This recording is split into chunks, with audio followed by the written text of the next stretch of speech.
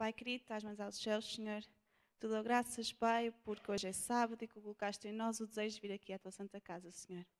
Pai, te venho pedir neste momento que sejas com todos aqueles que vão usar a tua palavra, Senhor, que os possas abençoar e que possas os confortar também e que aquilo que tu nos desejas dizer hoje ao coração, Senhor, possa ser transmitido, Pai. Senhor, também te venho pedir por todos aqueles que não estão aqui ainda, por algum motivo, Senhor, que tu os possas confortar, tu possas mostrar de alguma forma que tu ainda estás à espera deles e os queres receber, Senhor. Vem-nos dar o resto de um bom sábado, em nome de Jesus. Amém.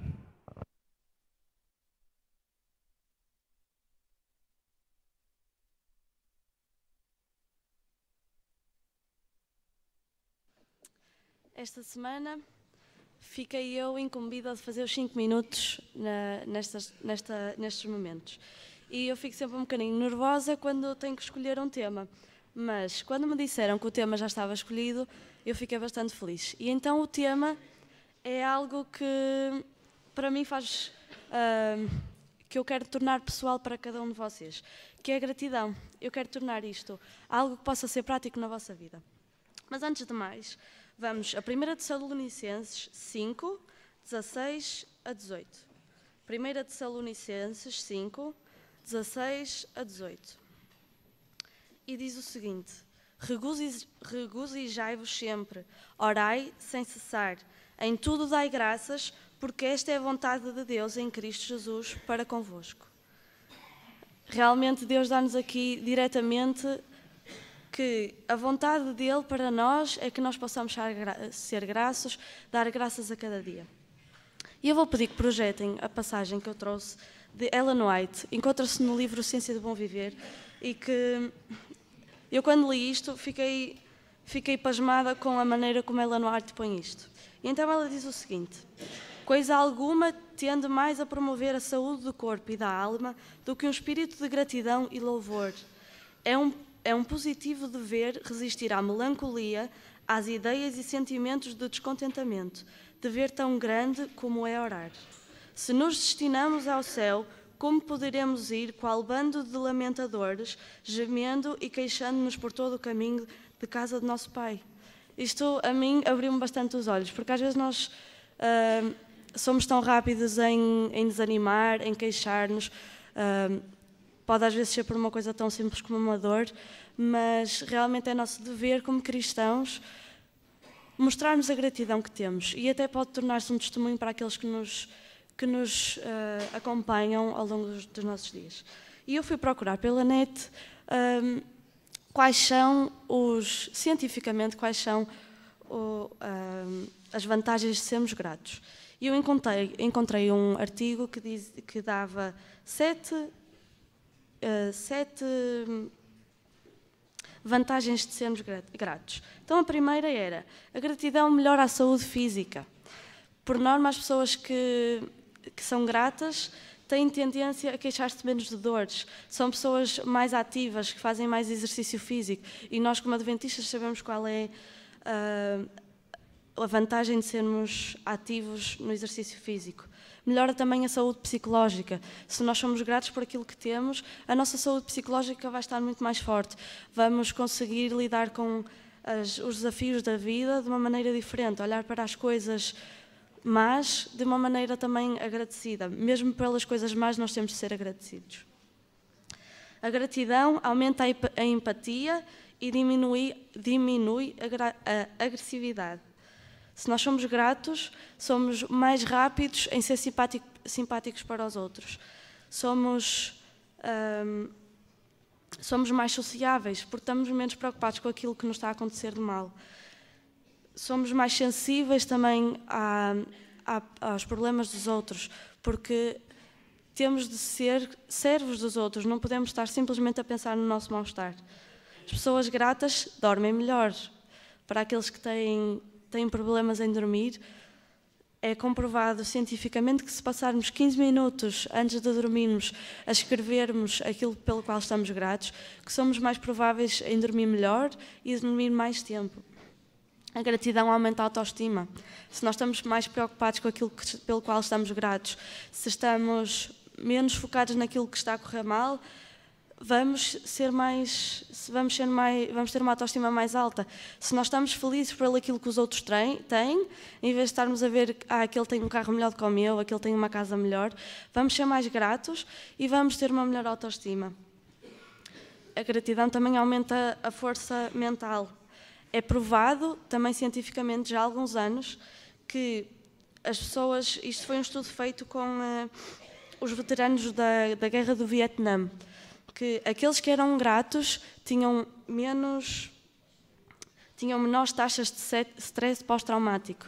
Por isso isto é uma coisa que é prática. A gratidão ajuda-nos nas coisas mais pequenas da nossa vida ou até também nas coisas maiores.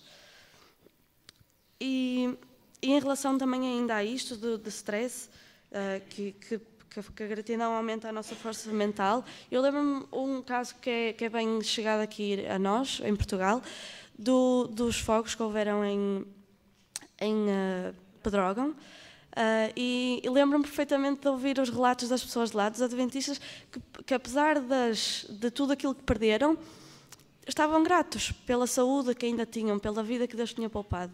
E acho que isso acaba por também ser um testemunho que nós podemos dar àqueles que estão à nossa volta. E por último, a gratidão abre a porta a mais relacionamentos. Se nós somos gratos, agradecer ao outro por aquilo que faz, nem que seja por abrir uma porta, pode nos ajudar a manter um relacionamento mais saudável. E as pessoas vão sentir isso também em nós. E se isto ainda não é razão para nós acharmos que devemos ser gratos, vamos ler em Apocalipse 5:13. Apocalipse 5:13. E diz assim: E ouvi a toda a criatura que está no céu e na terra e debaixo da terra e que está no mar e a todas as coisas que neles há a dizer: ao que está assentado sobre o trono e ao Cordeiro sejam dadas ações de graças e honra e glória e poder para todo o sempre.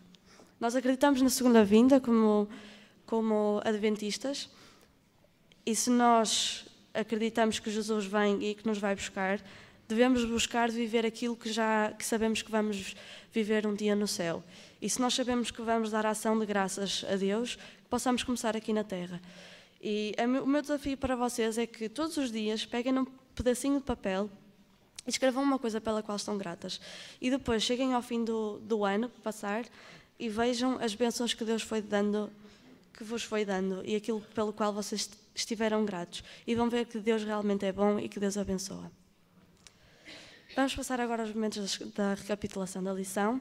Hoje vamos ter a nossa dinamizadora Madalena e que todos possamos tirar o maior proveito destes momentos de lição.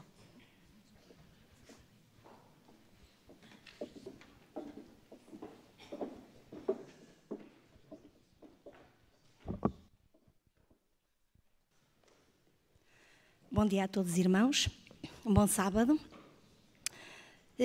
Se acharem necessário intervirem enquanto eu passo a lição, tenham essa à vontade, porque a lição é de todos nós estudamos, todos temos as nossas opiniões, os nossos pontos de vista, mas ia pedir um favor, que pudessem fazer intervenções curtas, não fossem muito extensas para podermos ter tempo de passar a lição. Então nós esta semana estamos quase na reta final do nosso trimensário e estudamos a lição número 8 do nosso trimensário. Eu sei que era a lição número 9, era só para ver se vocês estavam atentos. E eu vi a cara da Beta muito preocupada. Não, é a lição número 9. E a lição número 9 diz a prova mais convincente. E eu fui mesmo convincente quando disse que era a lição número 8. Mas não, é a lição número 9. Então, na lição desta semana, e iniciando um bocadinho e começando pela lição da semana passada, nós estudamos que na semana passada em que uma unidade se torna visível através de uma mensagem comum, não é? E qual é essa mensagem comum? De que Jesus veio para nos salvar, de que Jesus morreu para nos salvar. Essa é a mensagem comum, transversal a todo o ser humano, não é? E nas verdades que estão escritas na Bíblia, nas verdades que Deus deu aos seus profetas e que através da sua escritura Ele colocou na Bíblia. Nós hoje eu sou aquilo que sou, nós cada um somos aquilo que somos, através da mensagem que nós recebemos. Não é? Nós, algum dia na nossa vida, ou algum desde o nascimento, recebemos a mensagem de Jesus e o nosso caráter, a nossa maneira de ser, a nossa personalidade foi transformada. E eu hoje sou aquilo que sou, porque sou fruto de uma transformação através do poder de Deus. E nós também, semana passada, estudamos que nós temos um chamado. Qual é esse chamado? É a partir do momento que nós recebemos a mensagem, guardá-la só para nós. Não. Ir quê? Ir dar a mensagem a todo aquele que não a conhece. Porquê? Porque no fim desse chamado, a Bíblia diz, quando todo o povo, toda a tribo, toda a nação, toda a língua ouvir falar de Jesus, o que é que Jesus faz? Jesus vem. E nós queremos que Jesus venha rápido ou quer que Jesus venha muito, muito longe? Não, nós queremos que Jesus venha rápido. Esta semana, nós focámos-nos na unidade visível da igreja. Portanto, unidade significa união, ou uma coisa só, não é? E então, essa unidade, essa união, há uma visibilidade. E nós, esta semana, estamos a visibilidade dessa união de quem? Entre nós e Deus, e entre nós como igreja, não é? No relacionamento com Deus, e isso vai ser visível para os outros. Vai ser visível entre nós, aqui na igreja, entre nós na nossa família e com as pessoas lá fora, no exterior. Nós estamos num mundo que é cheio de pecado. Num mundo que está cheio de quê? De rebeldia. Nós, por natureza, o nosso ser humano, nós somos pecadores. Nós somos rebeldes, não é? E a partir do momento que nós somos cristãos, nós destacamos-nos. Nós destacamos-nos porquê? Por sermos mais mansos, por sermos mais humildes, por sermos mais amáveis, por sermos mais amorosos, por características extremamente boas, que são as características de quê? Do caráter de Jesus. Não é? A partir do momento que nós aceitamos Jesus na nossa vida, em nós deve ser espalhado o quê? O caráter de Deus, não é? O amor de Deus. E então, como eu estava a dizer, a unidade faz uma união, não é? E então o que é que ela faz? Ela gera uma força. E essa força vem de quem? Vem de Deus, não é? Vem de Deus. Porquê? Porque Deus está, ou deve de estar, no meio dessa unidade. Se Deus está no meio, há um poder sobrenatural, digamos assim, não é? Há uma interajuda, há uma prosperidade entre as pessoas, entre a igreja, entre os irmãos. Há um ambiente agradável, há um ambiente em que todos nós estamos com o quê? Com o mesmo foco. Nós todos temos o mesmo tipo de comportamento, nós temos todos o mesmo tipo de linguagem, nós temos todos o mesmo objetivo final, que é estar um dia que é com Jesus no céu. É isso que nós queremos um dia, é por isso que nós aqui estamos hoje. É para que um dia nós possamos estar, quem está aqui juntamente com as nossas famílias e aqueles que já nos faltam, um dia nos encontrarmos com Jesus. Mas nós temos alguém ao nosso lado que não quer que esta unidade, que este relacionamento se fortaleça, que este relacionamento se vincule. E então o que é que ele faz? Ele faz tudo para quê? Para que essa unidade se desfaça. Onde há união, onde há força, possa haver desunião e possa haver fragilidades. E o que é que acontece? Se ele ataca a unidade, ataca um indivíduo. Nós, sozinhos, temos mais força ou menos força de quando estamos juntos? Temos menos força. Portanto, Satanás quer isso, é separar, que não haja unidade. Para quê? Para que nós nos tornemos mais frágeis e assim, dessa maneira, ele nos poder atacar e poder nos tirar daqueles que pretendem estar um dia com Jesus no céu. E isto lembrou-me o exemplo dos palitos. Então, nós temos palitos em casa para arranjar os nossos dentes e eles são o quê? Uns pãozinhos curtinhos e fininhos. E nós até facilmente, com um dedo, os partimos. Aquilo é uma coisinha. Mas pegarmos no maço dos palitos, quando ele vem com aquelas pelicas todas amarradas, se nós os tentarmos partir, eles não se conseguem partir. Podem até se mover, não é? Mas partir eles não se partem. É a mesma coisa connosco. Unidos, nós até nos podemos mover. Porque nós somos, apesar de termos o mesmo amor, nós somos pessoas distintas. Temos personalidades distintas, maneiras de pensar diferentes. Podemos até nos mover, mas estamos unidos, estamos fortalecidos. Um irmão apoia o outro e Satanás não consegue fazer ali o seu propósito. Mas parados, uma coisinha só. Pensamos que somos muito resistentes, mas não. À mínima coisa nós quebramos. Ellen White, no livro, no comentário bíblico adventista, ela diz o seguinte: a unidade com Cristo estabelece um vínculo de unidade uns com os outros. Essa unidade é para o mundo a prova mais convincente da majestade e da virtude de Cristo, bem como do seu poder de tirar o pecado. E nós vemos também no nosso versuário, que é o verso da lição desta semana, começa a nossa lição, em que é o apóstolo João que fala do momento da vida de Cristo e da situação em que ele estava perante Caifás. O que é que diz aqui no versículo? Diz: ora ele, eu até gostava que algum irmão pudesse ler, para não ser sempre eu a falar, um irmão que pudesse ler o verso áureo, por favor.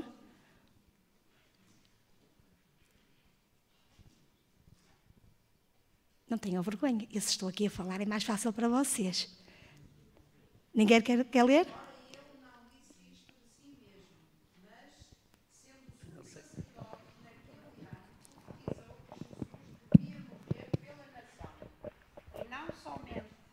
Pela nação, mas também para reunir em um corpo os filhos de Deus que andavam dispersos. Nós ainda não vamos falar, mais à frente vamos falar um bocadinho deste versuário, mas nós vemos aqui o quê? Qual era o objetivo de Jesus? Com a sua morte, ele unir todos num só corpo. Durante aquele tempo que ele esteve aqui no seu ministério, naqueles 3 anos, Jesus trabalhou para quê? Para a união ou para a desunião? Para a união. E a prova suprema de que ele queria unir todos num só corpo, todos numa só fé, todos num só objetivo, foi com a sua morte. Com a sua morte, o que é que ele fez? Ele derramou o seu sangue e quê? Libertou-nos da morte eterna, não é? Libertou-nos, dá-nos a oportunidade de nos libertarmos dos nossos pecados, de refazermos a nossa vida e, portanto, levarmos uma vida com Cristo. Então, a fundamentação da prova mais convincente, que é o título da lição desta semana, está aqui. Está em Jesus e na sua morte na cruz, não é? Reparem que a união, esta unidade que nós estamos aqui a falar, não é fruto da nossa força humana. Nós, humanos, não conseguimos ser unidos ao ponto que Jesus quer. Nós podemos até ter um tipo de união, e nós conhecemos casais. Os casais vivem em união, eles têm que estar unidos. Mas a união que Deus pede, a união que Deus, digamos assim, exige, é uma união completamente diferente. É uma união em que eu tenho que estar separada de tudo aquilo que eu quero, do meu eu, não é? E Jesus habitar em mim, no meu coração, e transformar de tal maneira em que eu não veja, apesar da minha pequeninosidade, ver os erros, os defeitos, os pecados dos outros, eu, à luz de Deus, eu possa ver as coisas diferentes e possa ver nos irmãos coisas boas, como os irmãos possam ver coisas boas em mim. E então aí sim trabalharmos em unidade. Jesus comprou a nossa unidade na cruz através da sua morte e através da sua ressurreição. À medida que a nossa fé aumenta, cremos e aceitamos Jesus na nossa vida, cremos na morte e na ressurreição de Jesus e somos batizados. Somos transformados, passamos a ter um espírito diferente, uma maneira diferente, passamos a viver em unidade e em conformidade com essa unidade. A cruz de Cristo, que nos dá essa unidade, o que é que ela nos providencia? A cruz de Cristo providencia-nos o que é? A remissão dos nossos pecados. Providencia a justificação dos pecadores. Deus justifica o nosso ser, a nossa maneira de ser, aquilo que nós somos. Providencia a comunhão com Deus. Porque a partir do momento que eu aceito a cruz e me batizo sobre o sangue de Jesus, deve haver uma relação íntima entre mim e Deus. Porque só havendo essa relação íntima entre mim e Deus é que estas coisas acontecem. E depois também Deus providencia uma felicidade eterna. Uma felicidade que nós aqui nesta terra temos felicidades efêmeras, não é? Nós temos momentos bons e de repente estamos com um momento mau. Depois voltamos a ter um momento mau. Não estamos sempre numa felicidade constante. Mas com Jesus na nossa vida nós podemos ter uma felicidade eterna. É sobre a cruz que nós encontramos o perdão, a salvação e somos colocados ao mesmo nível dos pecadores carentes da graça divina. Somos todos iguais. Diga, irmão Albano. Eu gostava de chamar a atenção do seguinte. Para dentro da igreja, desde que Cristo esteve aqui na Terra, não houve um único período em que a igreja estivesse bem e o povo de Deus estivesse bem nesta terra. Porquê? Porque Cristo avisou. Olha, primeiro, ele disse, olha, vós podeis ser muito espertos, muito boas pessoas, muito bons membros da igreja, mas sem mim não podeis fazer nada. Temos que pensar nestas coisas para a unidade. A unidade também diz que o ser membro da igreja e vir todos os sábados à igreja não resolve o nosso problema. Todos os dias somos chamados a ser a diferença, a fazer a diferença no meio em que nós nos encontramos. E porquê? Ele avisou que desde o tempo de Jesus até agora não houve nenhum período bom para a igreja de Deus. Não, cada vez foi pior. E depois, de 1844 para cá, as coisas estão avisadas que nos últimos dias haverá tempos trabalhosos, difíceis. Então, quando nós sabemos de antemão que vamos encontrar dificuldades, que está previsto problemas e mais problemas para o tempo do fim, o que é que devíamos fazer? Aumentar nossa fé, relacionamento com Deus. Mas se nós amarmos mais o mundo, se nós amarmos mais as modas, se nós amarmos mais os prazeres desta terra, se nós gostarmos do mundo e de tudo que o mundo nos oferece. Esta situação não é só do momento, é de toda a nossa vida. E o que é que a Bíblia diz? Que nós estamos parecidos com a igreja de quê? De Laodiceia. Não é? A igreja de Laodiceia no tempo de Jesus era uma igreja perdida. E, portanto, mas Deus está à espera de um povo exatamente. Que viva a verdade na sua vida, exatamente. Em casa, no trabalho, na igreja. Nós somos aquilo na igreja, aquilo que nós somos em casa. Porque é em casa que nós somos os mais verdadeiros. É onde nos conhecem melhor. Esta unidade do Trimensário para hoje, para esta semana na lição, parece que ultrapassou todas as outras, porque fala-me a mim pessoalmente. Exatamente. E isto é muito importante. Como é que nós vivemos? Como é que nós vivemos se temos tantas promessas e tão ricas promessas, como é que estamos a viver? Com o mundo ou com o Deus? Exatamente. Qual é que escolhemos? A minha vida prova o quê? A minha vida mostra o quê? O que é que eu faço com a minha vida? Continuo a viver o que o mundo me dá, o que o mundo me oferece, o que o mundo me quer estragar-me, etc. Todo o Satanás só pensa destruir-nos. E ele não tem outra missão. E Jesus avisou, mas nós passámos ao lado dos avisos. Temos que pedir muito ao Senhor que nos ajude, mas temos que ter vontade de ser a diferença no meio dos outros. Exatamente. Ser a diferença no meio dos outros. Não, caso contrário, a teoria está muito cheia. Jesus era a diferença no meio dos outros. E os outros o que é que fizeram? Alguns viram que a diferença de Jesus... Diga, irmão. É para reforçar o que já foi dito, mas com uma claridade que ninguém pode negar. O Senhor Jesus disse assim, eu sou a videira e vós as varas. Toda a vara em mim que não dá fruto, atira e deita fora. E aproveita aquela que dá fruto para que dê muito fruto. Ora, nós sabendo esta palavra de antemão, porque ela é conhecida, é normal, no nosso meio nós temos videiras, temos varas. Agora só este pequenino apelo. É a vara que depende da videira ou a videira das varas? É as varas da videira. Então, está tudo dito. Exatamente. Se nós queremos ser autossuficientes, somos aquilo que somos. Exatamente. Se somos um cacho dessa videira, damos o fruto que a videira tem, que é Jesus. Exatamente. E onde é que eles estão, esses frutos? É isso que é preciso achar. Ver em nós, ver em mim. Eu preciso de ver em mim a predominância de Jesus, não a minha. A lição desta semana leva-nos a quê? A que nós, na nossa unidade, nós possamos produzir os frutos visíveis, ser a tal videira ativa, como o irmão ali José estava a dizer. A lição desta semana leva-nos a isso. E nós vamos ver a nossa unidade, qual é a nossa missão, qual é a missão da igreja, e a lição desta semana fala sobre isso. O irmão Albano estava a dizer que nós devemos ser a diferença. No tempo de Jesus, Jesus era a diferença. E muitos viram que realmente a diferença de Jesus era a diferença que importava. Era aquela diferença que era importante para a transformação das suas vidas. Mas muitos sentiram-se ameaçados. Porque Jesus ia contra quê? Contra os seus ensinamentos, contra aquilo que eles estavam a levar o povo a crer. E o que é que aconteceu? Nós vemos que Jesus teve o seu trabalho. Era assim o plano da salvação. Jesus teve o seu trabalho aqui nesta terra terminado e ele foi quê?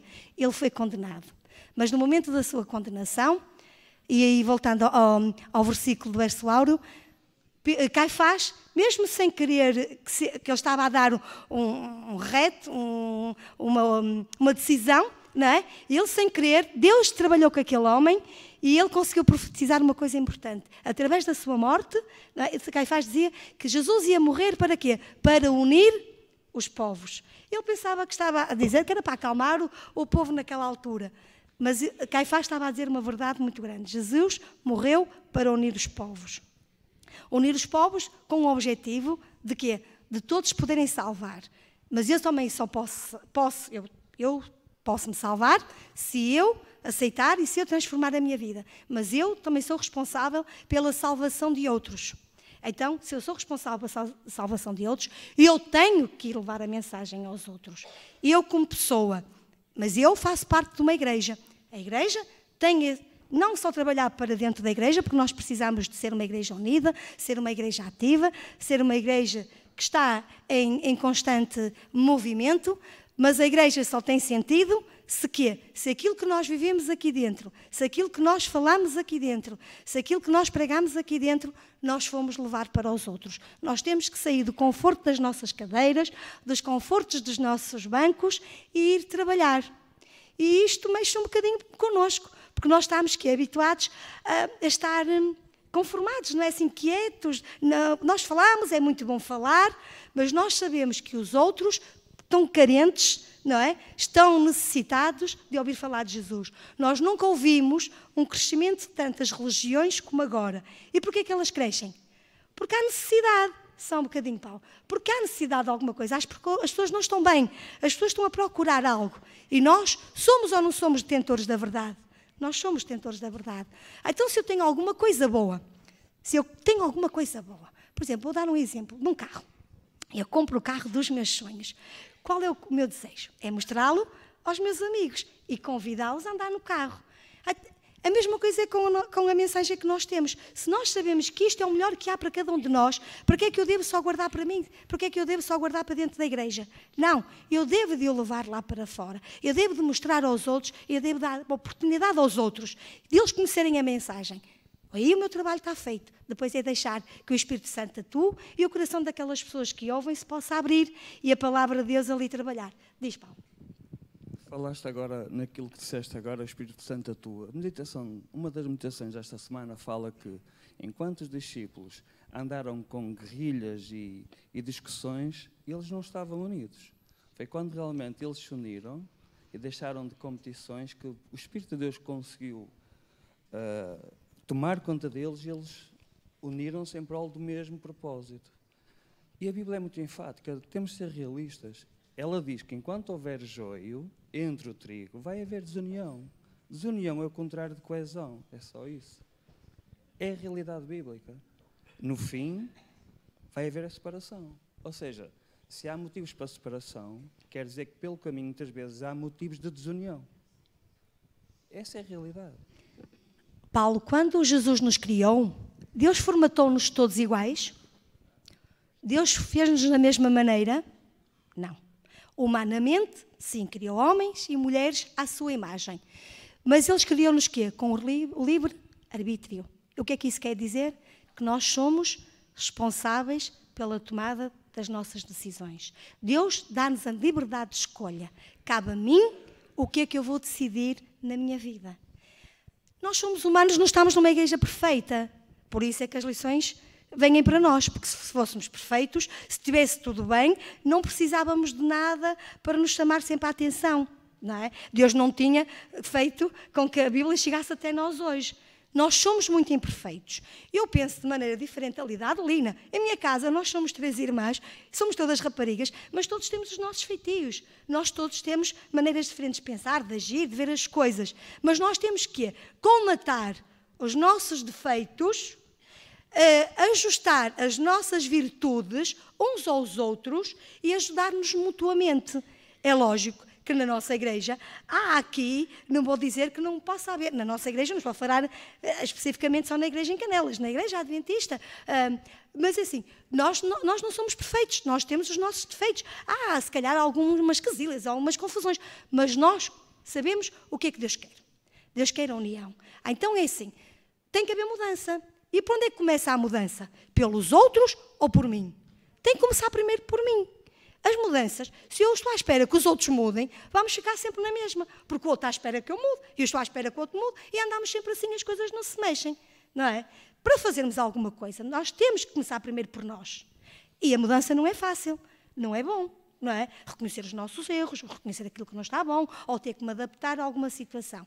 Nós temos que mudar, mas isso tem que começar a partir por nós. E se houver essa mudança, e se estivermos todos com esse objetivo, com o mesmo objetivo que é estar um dia no céu, com o mesmo objetivo de nos salvarmos, de eu me salvar, de levar o meu irmão ao meu lado à salvação, de levar os meus familiares à salvação, esta unidade vai começar.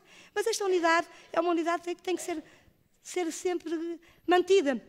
Constante, não é mantém agora e fica unido para sempre. Não é como batizámos-nos e estamos salvos, já não precisamos de fazer mais nada. Não, nós temos que trabalhar esta unidade constantemente. E assim, cada vez vai ser mais difícil de a trabalhar. Porquê? Porque Satanás cada vez vai atacando mais e esta unidade cada vez mais vai sendo mais difícil de trabalhar. Jesus diz que veio para quê? Para reconciliar o mundo.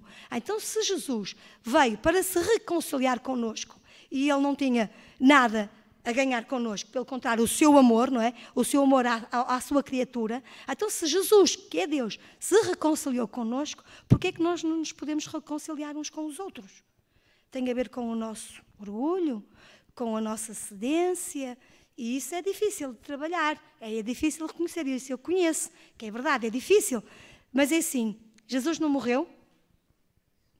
Então, se eu quero isso, também tenho que fazer as minhas mudanças. Eu tenho, por mais que me custe, eu tenho que me habituar. Um casal, quando namora, voltando ao casal, namoram, é tudo muito bonito. Quando há zangas, não há problema, cada um vai para a sua casa. Mas quando se casam, a casa é a mesma, não é? Ou dormem no jardim e outro dorme em casa, ou então as coisas têm que se unir de alguma maneira. As pessoas fazem ou não fazem ali acertos, limam ou não limam as arestas, para quê? Para que a família... E nós vemos casais juntos, quê?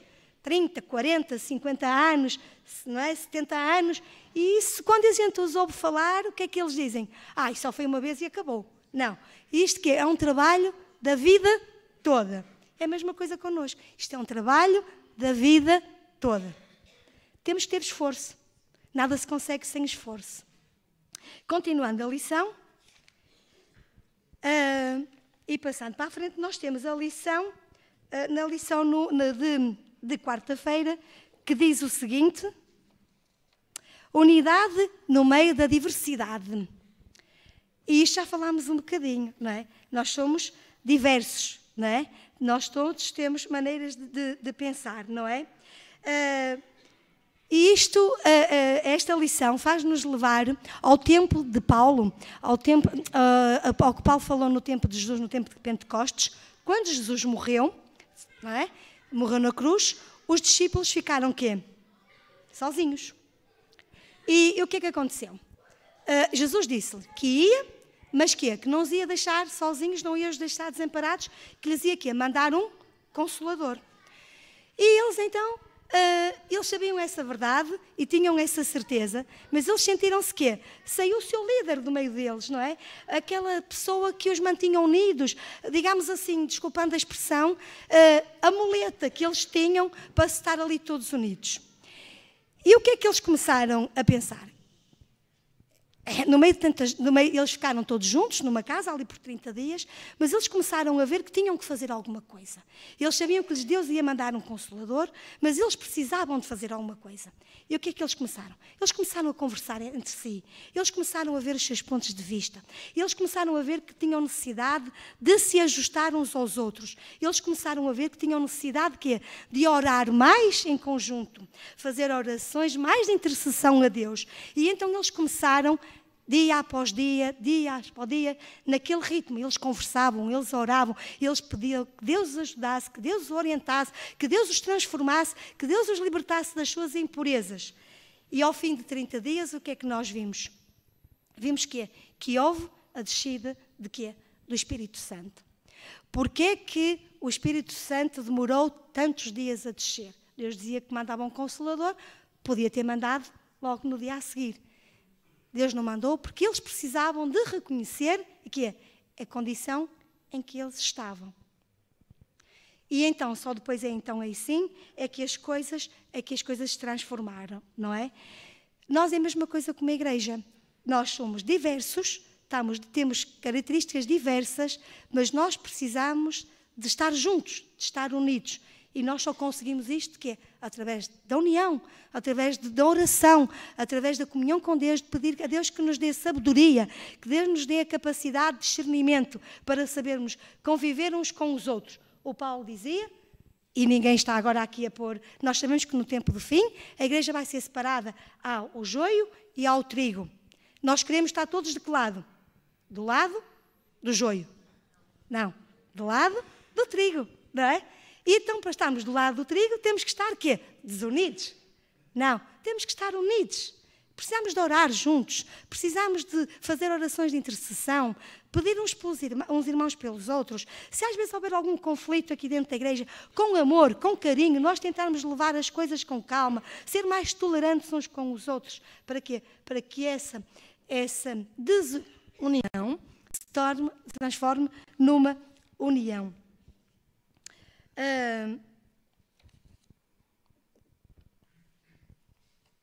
A lição de quinta-feira fala da unidade da missão.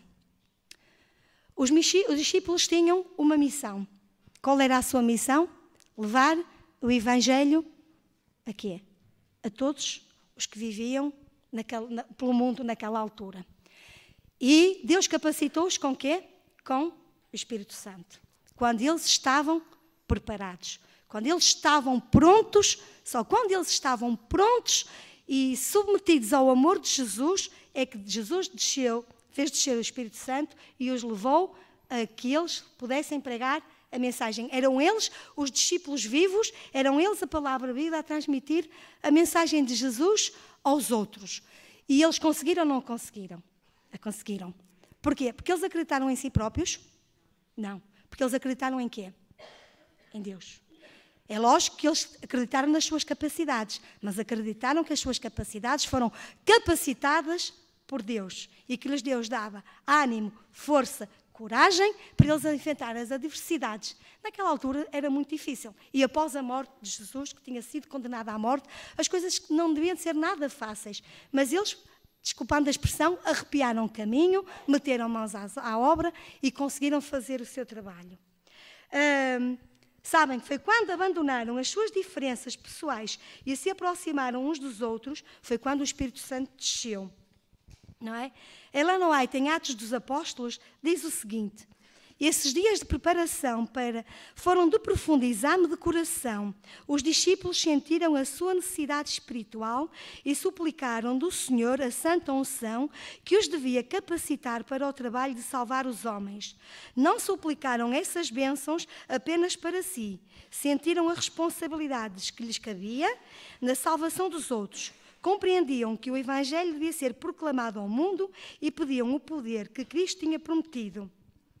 E Deus cumpriu a promessa que fez. Diga, irmão Albano. E agora vou-lhe pedir um favor, que seja um bocadinho curtinho, que é para terminar depois a lição. É a coisa mais simples que existe. É só para repetir uma palavra que disseste agora.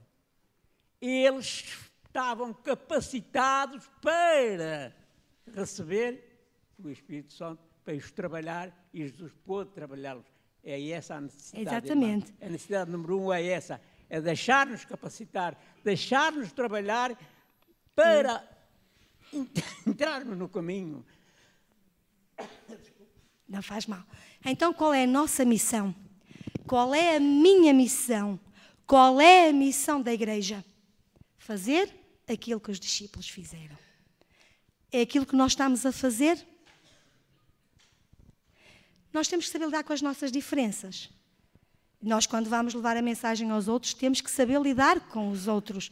Temos que saber respeitá-los. Mas diante da sua diferença, desculpadem a redundância, da nossa, nós temos que saber lidar e, mediante as suas capacidades, a abertura que eles nos dão, falar de Jesus. Nós temos a noção que um missionário é aquele que sai da sua localidade e vai para uma região de Mota que nunca ouviu falar de Jesus, levar o Evangelho. É isso? Não. Ser missionário é alguém que tem uma missão. Então nós aqui dentro, hoje estamos aqui, 150, 200 pessoas, então nós todos temos uma missão. A partir do momento que eu disse que aceitava Jesus na minha vida, eu tenho uma missão. E essa missão é até ao fim da minha vida. É eu, com a minha maneira de ser, com a maneira de estar, a minha maneira de falar, levar o Evangelho aos outros. E onde é que é primeiro a minha missão? Na família, na minha esposa, no meu marido, nos meus filhos. Depois, na minha família mais alargada. Onde é que eu tenho mais missão como pessoa? Nos meus amigos, no trabalho, nos meus vizinhos. Como igreja, onde é que eu tenho a minha missão? Aqui, para nós continuarmos vivos, para continuarmos fortes, para continuarmos uma igreja ativa, uma igreja viva, uma igreja unida em que Satanás não faça aqui o seu trabalho, mas pelo contrário habita aqui o Espírito de Deus, e temos a missão de levar até aos outros, como igreja. Eu tenho que fazer o meu trabalho individual, mas também temos que fazer o nosso trabalho como igreja. Diga. Foi aquilo que me sensibilizou ao longo desta semana a estudar esta lição. E a minha missão e a nossa missão que nós temos é deixar de andar aqui a tirar pedras uns para os outros. Cada vez mais nós temos que deixar de olhar para os erros dos outros. Exatamente. E cada vez mais o convite que me fez a lição durante esta semana é que eu tenho que olhar mais para o espelho. E aqui é que está, quando aqueles homens apresentaram Maria Madalena com as pedras nas mãos para atirar, cada um tinha uma pedra em cada mão para atirar, qual foi o resultado desse encontro que eles tiveram com Jesus? Se há entre vós alguém que não tenha pecado, que seja o primeiro a tirar a primeira pedra. Cada vez mais a nossa missão é ir procurar aqueles que já ocuparam os bancos desta igreja. Exatamente. Que se uniram nesta nossa missão de levar o Evangelho àqueles que não a têm. E neste momento não estão aqui conosco. E o que é que nós estamos a fazer como igreja para ir buscar aqueles que já ocuparam os bancos desta igreja e não estão aqui? Exatamente. Eu só queria terminar com o seguinte. Antes de levarmos o Evangelho, antes de pregarmos o Evangelho, devemos, em primeiro lugar, nós próprios vivê-lo. Porque só assim é que vamos conseguir. Tanto quanto como filhos de Deus, como membros desta igreja. O testemunho mais impactante, o testemunho que mais impacto faz em alguém, é o que podemos dar e não o que simplesmente dizer. Causamos mais impacto. Nós podemos falar, mas as pessoas olham para aquilo que eu vivo e não olham para aquilo que eu digo. É a nossa vivência, aquilo que eu sou no meu dia-a-dia. Porque falar bem, todos nós sabemos falar. Falar bem, nós todos conseguimos falar. Viver bem é que é difícil. E é muito difícil ter essa boa vivência.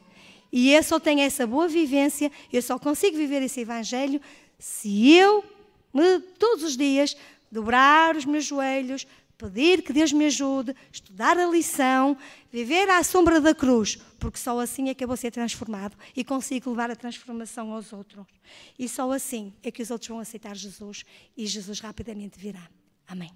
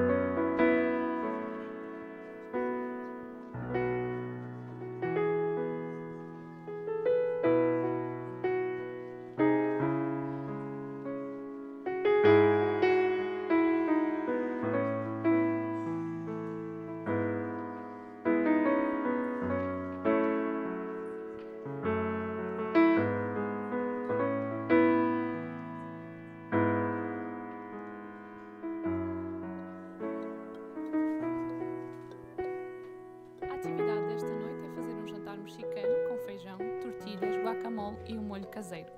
Depois, saborear esta deliciosa refeição num espaço acolhedor e artístico. Ao desfrutar da atmosfera descontraída, pode fazer 1 ou 2 novos amigos. Está interessado? Bem, voltemos à cozinha. Esta noite vão ser chefes de cozinha juntamente com outros voluntários. Vamos começar a cozinhar.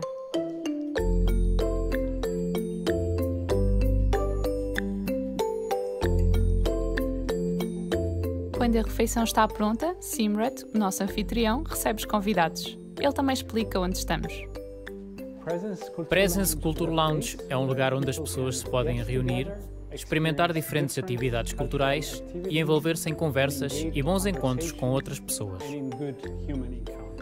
Na altamente urbanizada cidade de Frankfurt, na Alemanha, esta sala de convívio oferece várias atividades, desde cozinhar, comer juntos, exposições de arte, exibições de filmes, atuações musicais e leitura de poemas e literatura, a que se seguem interessantes discussões em grupo. Todas estas atividades culturais estão pensadas para que as pessoas se juntem, aprendam umas com as outras, se sintam inspiradas e cresçam nas suas... A atividade desta noite é fazer um jantar mexicano com feijão, tortilhas, guacamole e um molho caseiro. Depois, saborear esta deliciosa refeição num espaço acolhedor e artístico. Ao desfrutar da atmosfera descontraída, pode fazer 1 ou 2 novos amigos. Está interessado? Bem, voltemos à cozinha. Esta noite vão ser chefes de cozinha juntamente com outros voluntários. Vamos começar a cozinhar.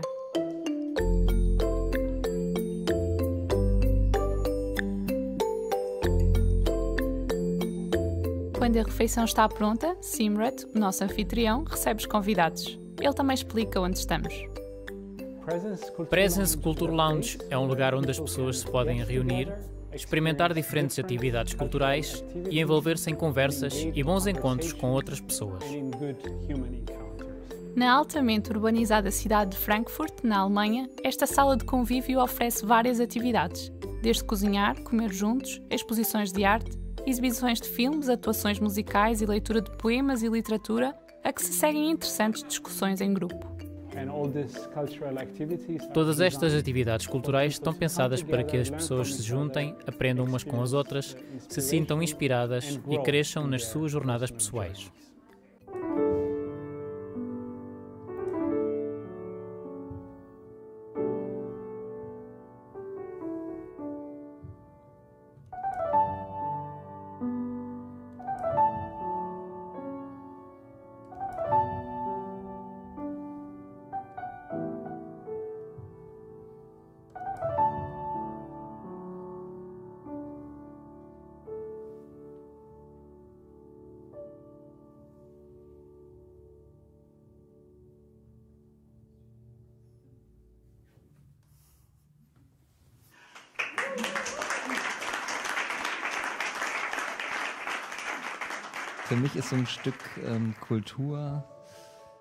Para mim, aqui podemos provar um pouco de cultura e música, algo que não se encontra facilmente nestes moldes.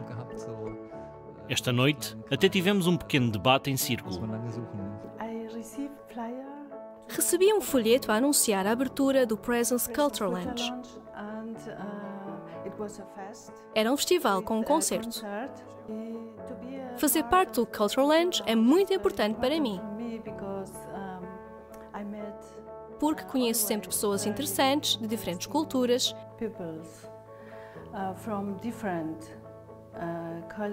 Estou muito feliz por estar aqui. Presence Culture Lounge foi inspirado por conversas que Simrat teve com amigos. Eles conversavam frequentemente sobre questões da vida e das experiências que iam tendo ao longo das suas jornadas pessoais. Por vezes, tinham estas conversas à mesa ou eram suscitadas por um filme ou um livro. Com o apoio da Igreja Adventista, Simrat fez disto um ponto de encontro regular para toda a gente, independentemente do seu contexto racial ou religioso. Quando as pessoas vêm ao Presence Culture Lounge, informamos abertamente que se trata de um projeto da Igreja Adventista do Sétimo Dia. Também lhes digo que sou pastor e dirijo este lugar. É uma boa oportunidade para nós, como igreja, de servir os outros. E muitas das pessoas que aqui vêm nem sequer sabiam que a Igreja Adventista existe.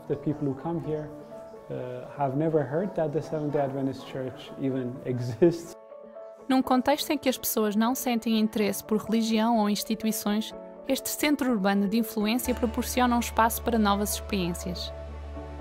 Cada evento é cuidadosamente preparado para incentivar uma troca de ideias franca e sincera. Os visitantes vêm regularmente para expandir as suas perspectivas e crescer de novas maneiras. Por todo o mundo há muitos centros de influência adventistas a funcionar. Eles oferecem às pessoas uma oportunidade para refletirem sobre a vida e encontrarem respostas. Embora a abordagem de cada centro seja diferente de cada região, os membros adventistas procuram formas criativas para envolver as pessoas que Cristo veio amar. Ore, por favor, pelos centros urbanos de influência adventistas e obrigada por apoiar a missão global.